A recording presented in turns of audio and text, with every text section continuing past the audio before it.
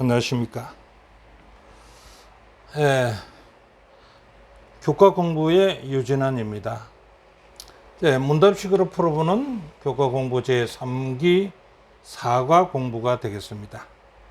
하나님이 우리를 구원하시는 방법이라는 제목을 가지고 오늘 공부가 시작되겠습니다.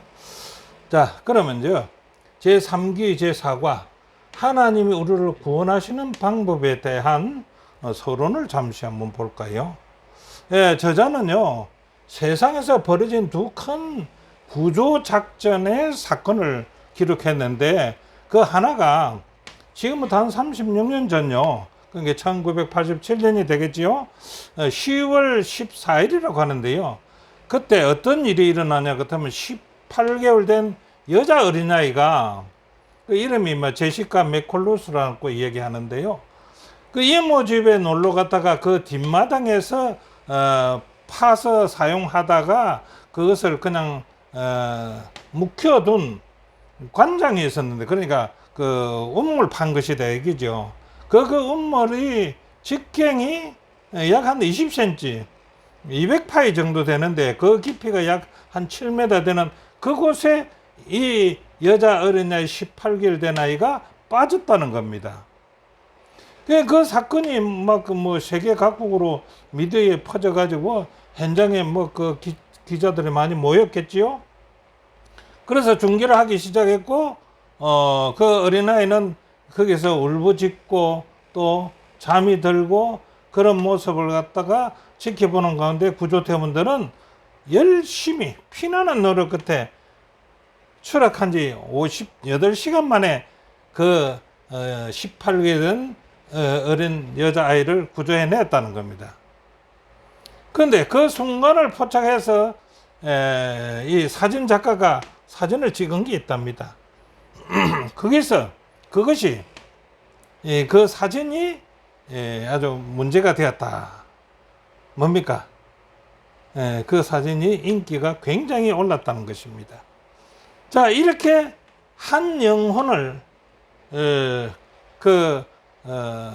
200파이 되는 그곳에 빠진 그 아이를 구조해내는데 수많은 사람과 세계의 이목이 끌었다는 겁니다. 그런데요, 바울 사도가 에베소 교회에 보낸 편지를 보니까요, 그 구원과 같은 구원을 어딘가에 주는데 그것은 역사상 가장 웅장하고 대대적인 구조작전이었다. 그런데 그거는 한 아이가 아니고 전 인류를 구원하기 위한 하나님의 구조작전이라는 겁니다. 그 구조작전이 어떻게 일하시는지를 오늘 공부할 것인데요. 이는 개인의 관점을 제공한다는 겁니다. 이 긴박한 드라마에서요, 우리가 그저 다른 이의 구조를 지켜보는 구경꾼이 아니라는 겁니다. 우리는 뭡니까? 자신이 구조의 대상자로 또 정인이라는 사실이라는 겁니다. 그래서 이것을 갖다 기억지로는 이렇게 이야기합니다. 긍휼이 풍성하신 하나님이요, 구원자 하나님이 우리를 사랑하시고요, 그 큰 사랑을 인하여 허물로 죽는 우리를 그리스도와 함께 살리셨고라는 에베소 2장 4절 5절에 있는 말씀을 기억절로 제공했습니다. 자, 그러면은 공부에 들어가면서요, 자, 매일의 주제에 요점 정리를 하겠습니다. 왜냐하면 제가 좀 설명을 하다 보니까 시간이 상당히 많이 소요가 되는 것을 알 수가 있는데, 바쁘신 분들은요, 이 요점 정리만 잘 한번 하셔도 공부는 되겠고요, 이 요점 정리에서 살을 붙이면은 또 일반 교사들은 또 가르칠 수 있는 그런 점이 되지 않을까 저는 생각합니다. 그래서 요점 정리를 기록해 놨습니다. 첫째 날요, 죽었던 자요 사탄에게 속은 자. 성경은 에베소 2장 1절부터 10절에 있는 말씀을 되겠는데, 그거는 요점을 보면은 허물로 죽은 우리를요, 그리스도 예수 안에서 살리셨고, 그 구원은 하나님의 주도적인 행위인 것입니다. 하나님의 주도적인 행위에서 하나님의 은혜로 주어진 구원은 선물이라는 것을 우리가 배우게 될 것입니다. 자, 둘째 날은요, 육신의 욕망에 미혹되어라는 소제목을 가지고 우리는요, 육체와 마음의 원하는 것을 따라 죄된 본성인 옛 사람을 삶을 벗고 새 사람으로 살기를 원한다면요, 변화시키시는 하나님께로 나아가야 한다는 것입니다. 셋째 날은요, 이제는 그리스도와 함께 부활, 성전, 하늘의 안점이라는 제목인데요, 그 요점을 보면 그리스도의 삶에서 일어난 부활, 성천, 그리고 하나님의 우편에 앉으심은 우리도 그리스도 예수 안에서요, 예수 안에서 함께 하늘에 앉는다는 보증이 예수님께서 부활하셔서 하늘에 가가지고 성천하고 하나님 우편에 앉은 것을 볼 때 예수 안에 있는 우리도 여기 함께 동참할 수가 있다는 것입니다. 그것을 보증할 수 있다는 겁니다. 자, 넷째 날은요, 이제는 은혜로 영혼이 복받음이라 하는 얘기입니다. 자, 요점은요, 창세전부터 우리를 택하시고요, 세워진 구원의 계획은요, 미래의 영원한 때까지 펼쳐질 것이며 그 결과는요, 온 우주가 그 영광을 보게 될 것이다 라는 것입니다. 자, 그 다음에 다섯째 날은요, 이제는 하나님의 구원을 받음이라 하는 제목을 가지고 공부를 하는데요, 그 요점을 보면 우리가 이 놀라운 여정에 참여하여 하늘까지 올라가는 길을 걷게 된 것은요, 나의 자질과 관계없이 주어지는 하나님의 자비와 사랑의 선물이라는 것을 우리는 배워볼 것입니다. 자, 그렇다면 첫째 날 들어갈까요? 죽었던 자요, 사탄에게 속은 자라는 것입니다. 예, 주제절은 에베소 2장 5절로 보면은요, 허물로 죽은 우리를요, 그리스도 예수 안에서 살리셨고요, 그 살리면서 너희 은혜로 구원을 얻은 것이라. 너희가 하나님의 은혜로 구원을 얻은 것이라. 에베소 2장 12절 그 때에 너희는 그리스도 밖에 있었다. 밖에 있었다와 너희가 은혜로 구원을 얻는 것은 예수 안에 있는 거와 밖에 있는 거하고는 천지간 차이가 있을 수 있다라는 것을 배워보면 좋겠습니다. 에베소 2장 5절은요, 인간의 과거, 현재, 결과를 세분으로 한번 그 내용을 한번 나누어 볼까요?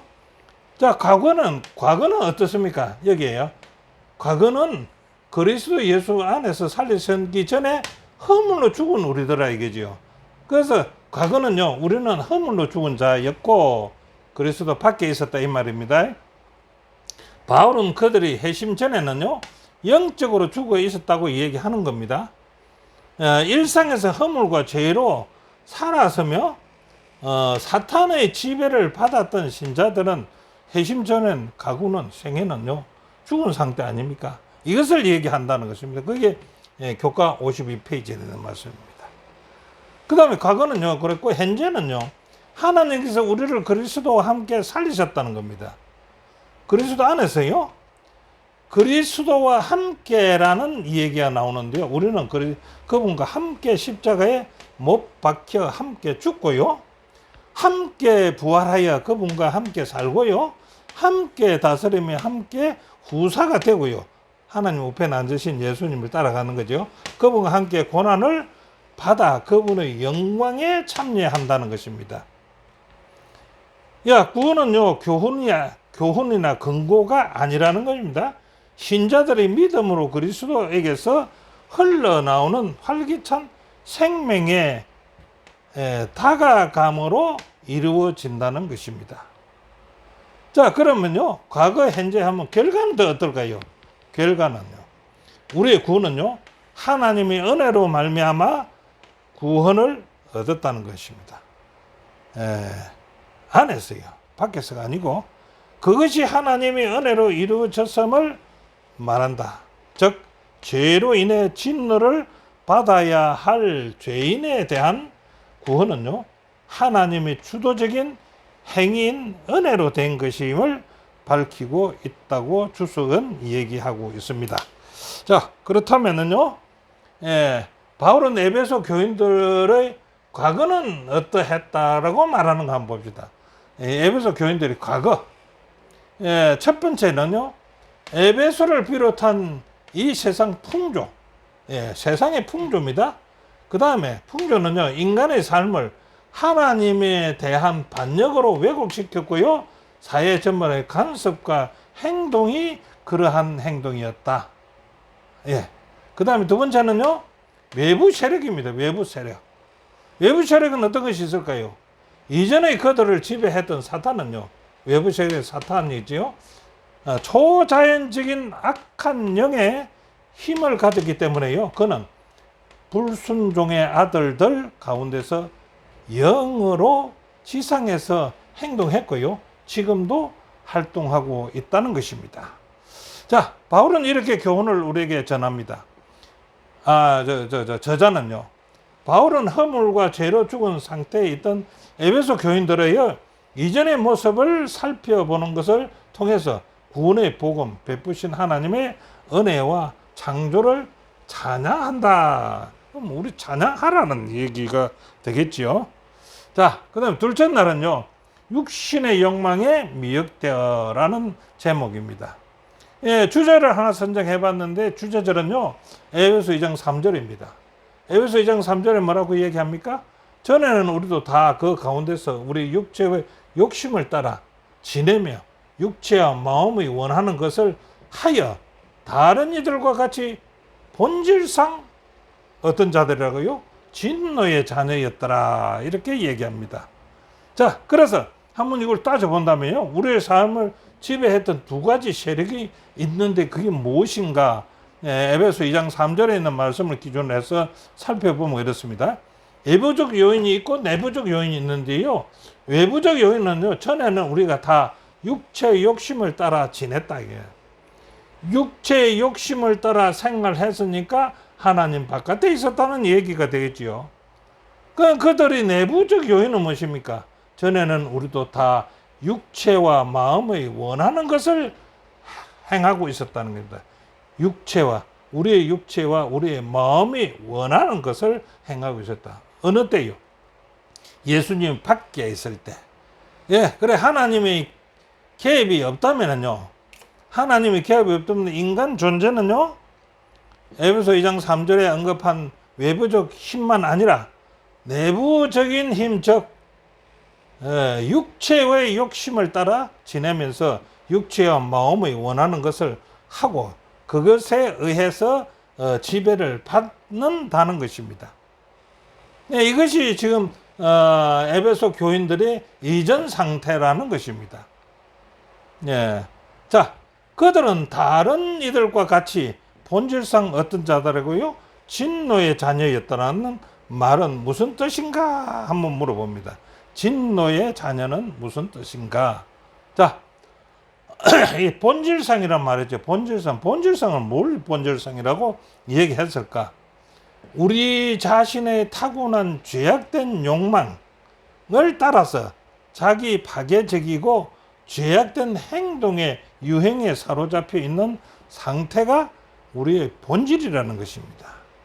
우리의 본질은 그런 상태입니다. 그렇죠? 그런데 진노의 자녀란 또 무엇입니까? 본질상 진노의 자식이는 그 진노의 자녀란 우리도 다 그 가운데서 우리 육체의 욕심을 따라 지내며 육체의 마음에 원하는 것을 하여 다른 이들과 같이 진노를 받을 진노의 자녀들이었다는 거 얘기합니다. 그럼 그리스도의 삶이란 어떤 삶을 살아야 되는데요? 에베소 교인들이 이러한 생활을 했다면은 그리스도인은 이제 에베소인들도 그리스도를 받아들이고 교인이 되었다면은 어떤 사항을 살아야 될까요? 그리스도인의 삶이란요, 어떤 삶일까요? 죄된 본성과 싸워야 하는 삶을 살아야 된다. 그리스도인의 삶을 산다는 것은요, 단순히 한두 가지 나쁜 습관을 극복하거나 현재 우리를 위협하고 있는 허물과 죄를 극복하는 문제가 아니라는 것입니다.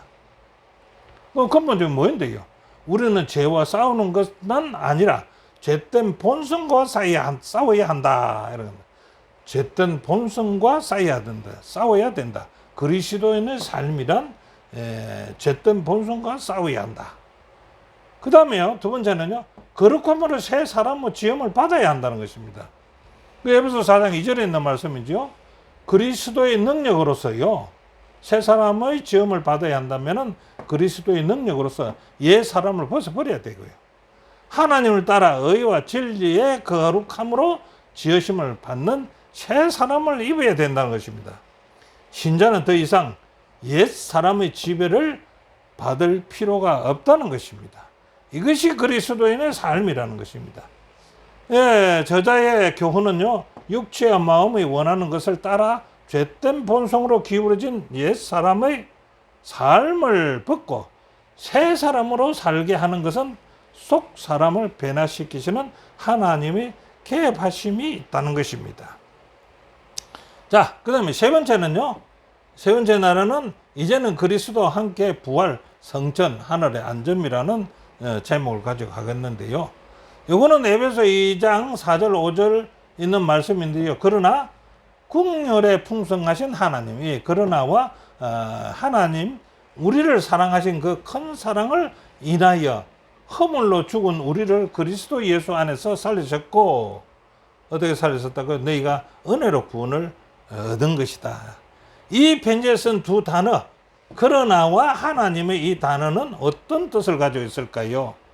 자, 그러나를 봅시다. 그러나는 이 말을 하기 전에 어떠한 사건이 있었다라고 얘기하는 거 아닙니까? 그래서 우리는 그 그러나가 나오기 그 전에 이런 둘째 날 공부했습니다.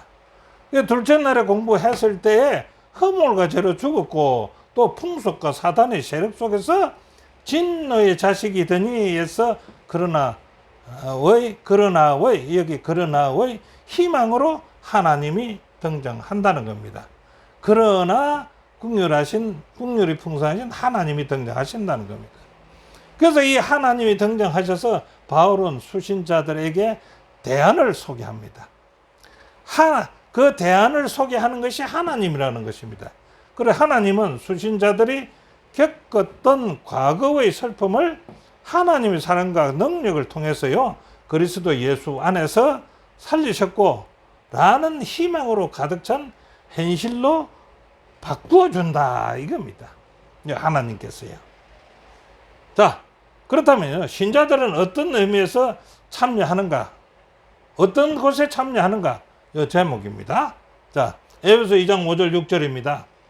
허물로 죽은 우리를 그리스도 예수 안에서요, 안에서 일어나는 일은 어떻게 하니까? 그리스도와 함께 살리셨고, 이는 부활하는 거 아십니까? 살리셨다는 것은 부활의 사건입니다. 그리스도 예수 안에 있는 자들입니다. 그 다음에 두 번째는 그리스도와 함께 일으키시고요. 일으키셨다는 이 말의 뜻은 아마 성전의 사건을 얘기하면 좋을 겁니다. 자, 그래서 부활시키고 성천하셨다면 그리스도와 함께 어떻게 할 것인가? 하늘의 안점을 받았는데 이는 신자들이 그리스도의 우주의 보좌의 안점에 참여한다는 것을 의미한다. 대단한 희망입니다. 대단한 소망입니다. 우리가 그리스도 예수 안에 있으면은 함께 부활할 것이고 함께 성천할 것이고 함께 하나님의 보좌에 함께 앉을 것이라는 것을 얘기하고 있지 않습니까? 예. 자, 그리스도의 부활, 성천, 하늘의 안점에 참여는 언제 이루어지는가? 언제 이루어지는가라고 저는 이 문답을 만들었지만은 언제라는 그 언제가 뭐 혹시 예수님의 재림 때를 얘기한다든지 그렇게 들으면 안 될 것 같습니다. 에베소 2장 6절과 7절에는 이런 얘기 있습니다. 또 함께 일으키사 그리스도 예수 안에서 함께 하늘에 앉으시니 이는 그리스도 예수 안에서 우리에게 자비하심으로써 그 은혜의 지극히 풍성함을 오는 여러 세대에 나타나려 하심이니라.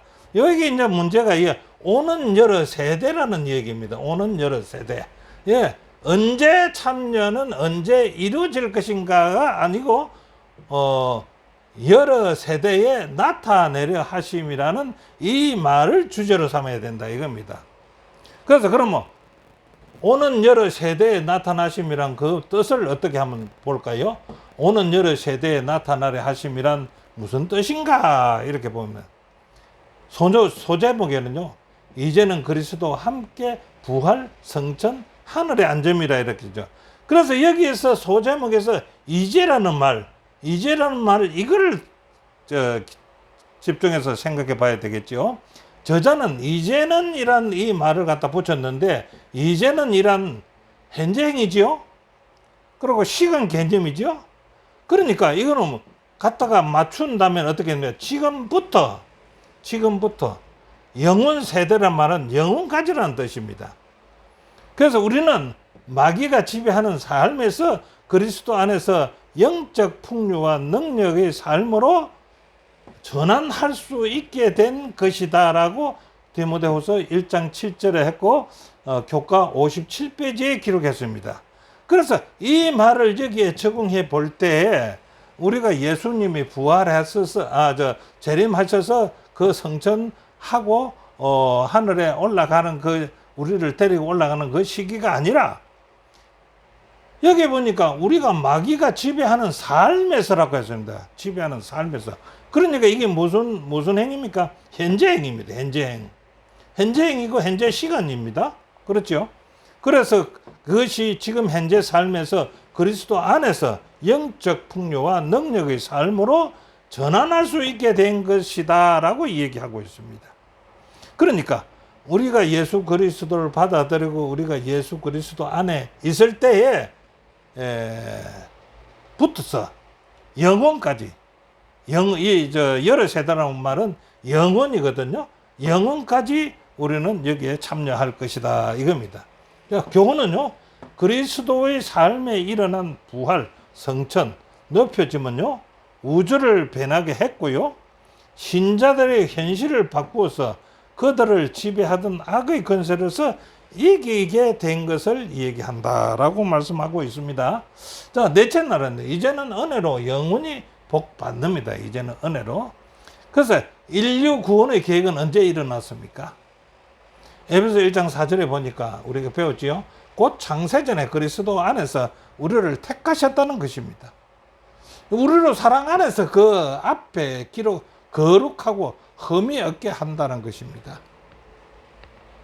자, 두 번째는 그 계획은 영원한 결과. 에베소 2장 7절에 이는 그리스도 예수 안에서요, 우리에게 자비하심으로 그 은혜의 지극히 풍성만 오는 여러 세대에 나타내려 하십니다. 예. 그래서 시작은 창세 전에 했고요. 인류 구원의 계획에. 그 계획의 결과는요, 언제 있다고요? 오는 여러 세대에 나타나려 하십니다. 이 오는 여러 세대에서 앞에서 보았을 거 이번에 다시 보는데요. 그는 그 은혜의 지극히 풍성함을 오는 여러 세대에 나타난다는 뜻이 무엇인가? 이거는 58쪽을 요점만 정리를 해봤는데요. 그는 첫째로 그 은혜의 시작은요. 그 은혜의 시작은 이 58쪽에 있는 것을 요약한 겁니다. 그 은혜의 시작은 태고 창세전에 시작했다는 거지요. 그러면 두 번째 그 은혜의 끝은 언제였냐고요. 끝은 여기는 여러 세대라고 얘기했는데 그 끝은 하나님의 은혜는 졸업이 없다고 합니다. 졸업이 없다는 말은 여러 세대라는 것을 다른 말로 이렇게 했을 때 졸업은 없다. 하나님의 은혜는 졸업이 없다. 그래서 여러 세대라는 것을 여기 여러 세대에 대해서 헬라에서는 아이온이라고 썼다는 겁니다. 아이온. 그럼 그 아이온이 뭐냐? 여러 세대라는 말을 아이온을 썼는데 그것은 무한히 긴 시대, 영원, 이것을 얘기할 때 여러 세대라고 기록했다는 겁니다. 그러니까 뭡니까? 지금부터 영원한 세계를 얘기한다는 겁니다. 자, 그 은혜의 요소는요, 하나님은 과거에 우리를 구속하기 위해 그리스도 안에서 행동하셨고요. 현재 우리는 그 아들 예수 그리스도와 그분의 부활, 성천, 높여짐에 함께 참여하는 자로 간주하시고요. 또 하나님의 계획은요, 은혜 충만한 과거, 자비로 가득한 현재에서 끝나지 않는다는 것입니다. 그 은혜는 태고의 신성한 언원에서 뿌리를 두고 있다. 그러니까 태고, 창조의 계획이 시작될 그때에 이 계획은 다 계획되었다라는 얘기지요. 자, 다섯째 날은요, 이제는 하나님의 구원을 받을 때라는 것입니다. 자, 하나님의 구원의 은혜를 받는 비결은 무엇입니까? 하나님께서 구원의 은혜를 베푸신다고 했으니까 그것을 받는 비결은 무엇일까 이 말입니다. 자, 에베소 신자들은요, 다른 모든 사람들과 마찬가지로 참 하나님을 대적하고 살았지요. 거룩한 하나님의 심판의 날을 향해서 그들은 가고 있었습니다. 그들은 다른 이들과 같이요, 본질상 어떤 자들입니까? 진노의 자녀들이었습니다. 그러나 그 은혜를 인하여, 하나님의 은혜를 인하여 믿음으로 말미암아 구원을 얻었다는 것입니다. 이것이 너에게서 난 것이 아니고 무엇이라고요? 하나님의 선물이라는 것입니다. 네, 바울은요, 구원론은요, 그들의 착한 행동이나 훌륭한 자질 때문에 이루어진 것이 아니라고 얘기합니다. 에베소 2장 9절에는 구원은요, 행위에서 난 것이 아니라고 하거든요. 이는 누구든지 자랑치 못하게 하기 위해서 행위로서 날 수는 없다는 겁니다. 자, 그 다음에 세 번째는요, 에베소 2장 10절에 우리는요, 그의 만드심 바라는 겁니다. 우리는 만드심 받아. 누가요? 하나님께서. 그리스도 예수 안에서 선한 일을 위하여 지으심을 받은 자라고 했습니다. 이 일은요, 하나님이 전에 예비하사 우리로 그 가운데서 행하게 하려 하심이니라고 말씀하십니다.